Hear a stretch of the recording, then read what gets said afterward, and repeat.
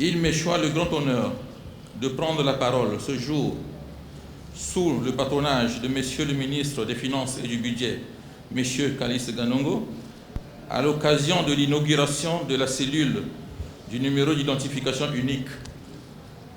Plusieurs mécanismes sont employés, dont la constitution d'une base de données commune aux administrations qui sont en son sein par l'identification progressive de tous les usagers du service public.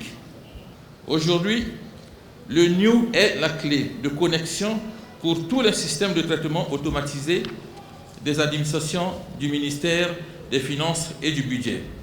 Le NIOU est un numéro attribué à une personne physique ou morale qui permet de l'identifier en tant que contribuable et de le distinguer des autres. Ce numéro est unique et définitif.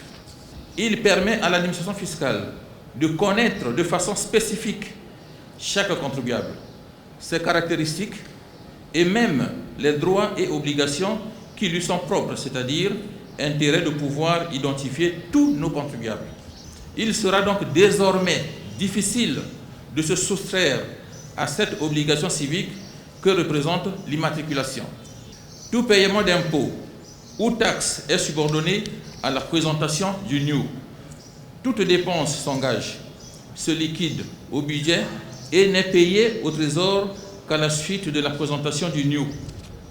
Le salarié, le retraité ou l'étudiant qui a une opération à effectuer en dehors des paiements de masse doit présenter son NIOU pour les opérations et transactions financières. Pour cette raison, et pour cette raison seulement, ces personnes doivent obtenir le NIOU pour avoir traité leurs opérations autres que les paiements de masse. Mesdames et messieurs, le nouveau NIOU a l'avantage d'être sécurisé comparativement au premier, en ce sens qu'il porte l'empreinte digitale, l'iris et le QR code. Ce qui veut dire qu'il ne sera plus possible à un contribuable ou un usager d'obtenir 2 ou 3 NIOU, par exemple.